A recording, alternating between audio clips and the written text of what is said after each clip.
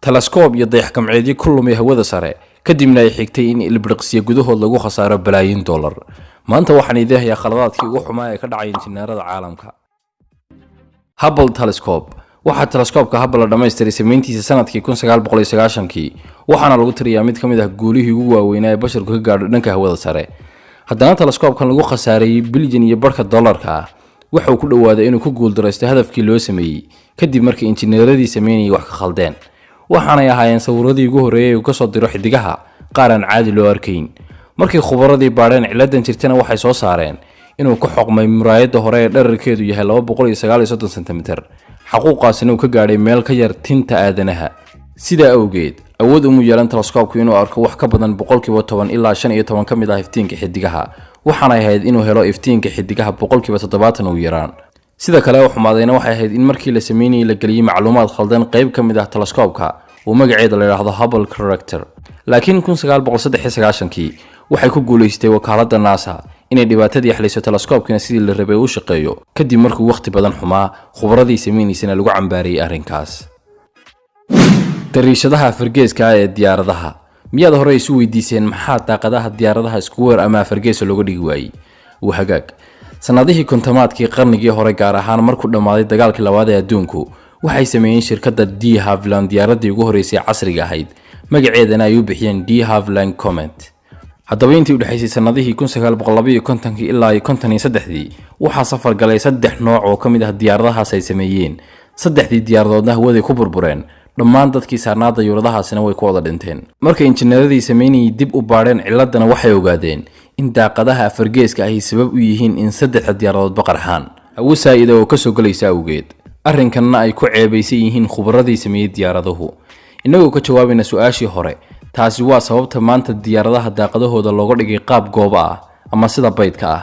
waxaana iminka la bilaabay daraasado lagu sameynayo dayuurado casriya oo wax dariishada lahayn.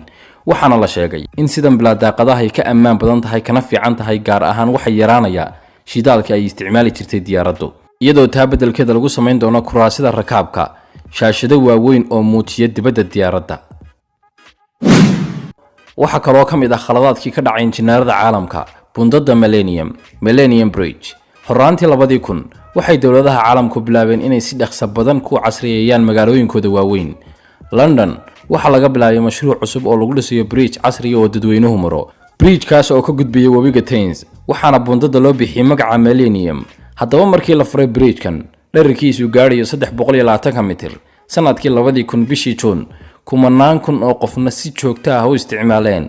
waxa uu ku dhawaaday bridge-ku inuu jabo, waxaana culayskii iyo cambaarayntii ugu weyneed dusha loo saaray injineeradii dhisay bridge-kan, iyagoon xisaabtaba ku darsan in miisaanka dadka maraya bridge-ku uu kordhi karo. waana arrin uu dareemi karo qof walba, taasoo ah marka aad soconaysid inaad ka miisaan badan tahay marka aad taagan tahay, gaar ahaan weliba markaad maraysid meel sare oo bridge ah. intaa kadibna bundadii waa la xidhay iyadoo dib loo cusboonaysiiyay la furayna sanadii 2002. Hindenburg Disaster. maalinun waxa la aaminsanaa in gaarigan hawada sare mara ee loo yaqaano Hindenburg uu noqon doono safarka hawada galo kan ugu fiican. laakiin dhacdadii burburkii Hindenburg waxay meesha ka saartay aragtida. waxay ahayd Hindenburg gaadiid berisamaadkii dadku raaco iyadoo isaga gooshta qaaradda Yurub, Ameerikada waqooyi iyo Koonfureedba. laakiin 6dii bishii May 1937 waxa ku dhacday musiibo, waxaana ka gubatay xagga dambe, waxaana naftoodii ku waayay 36 qof, waxaana ka badbaaday 62 qof. wax dhaawacana taariikhdu ma sheegin. sababtu qaraxaasi u dhacayna waxay ku sheegeen in sidii khubarada u sameeyeen dhinaca dabka ay wax ka khaldanaayeen, iyadoo markaliya dab ka kacay xagga dambe, taasoo keentay in dabkii gaadho taangiyadii hydrogen-ta, sidaana dabkii ku fido ilaa ay ka wada qaraxday. bundada Löwenberg waxay iska kaashadeen wadamada Jarmalka iyo Switzerland inay bridge-kan ka dhisaan magaalo xuduudeedka Löwenberg ee u dhaxaysa labada dal. waxaana sanadkii 2003 lagu dhisay bridge-kan miisaaniyad gaadhaysa $12 milyan. bridge-ku waxa uu ka kooban yahay 2 qaybood oo magaalada isku xidha, dhinaca dadka mara dhinacna baabuurta marta, waxaana dul maraa webiga Rhine. arrinta la yaabka leh ee la arkay markii bridge-kan la dhameeyay waxay tahay in 54 cm kala dheer yihiin labada dhinac. waxaana lagu sharaxay arrintan in injineerada Jarmalka iyo Swiss-ku kaga qiyaas qaateen dhismaha bridge-ka bartamaha webiga, laakiin aanay xisaabtaba ku darsan in labada dhinac ee bridge-ku kaga xidhmayo magaalada ay kala dheer yihiin 27 cm oo kaliya.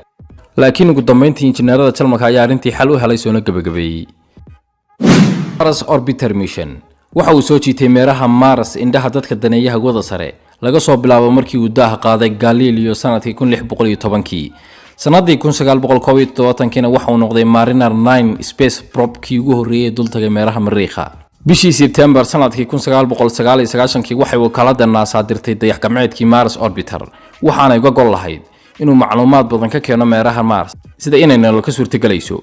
kadib markii uu jidka ku sii jiray 286 maalmood waxa uu ku istaagay dayax-gacmeedkii meel 36 mayl u jirta Mars waxaanay la micno tahay inuu 60 mayl dhaafay meeshii loogu talagalay inuu istaago. markii uu ka dhamaaday shidaalkii lagu maamulayay halkii uu ku istaagay kuna burburay.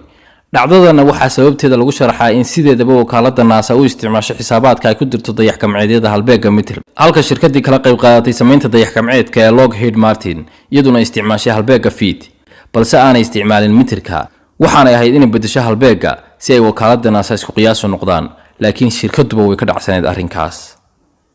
daawada haddaad wax ka faa'iiday muuqaalkan like saar subscribe na taabo si ay kuu soo gaaraan muuqaalada dambe soo gelinaa.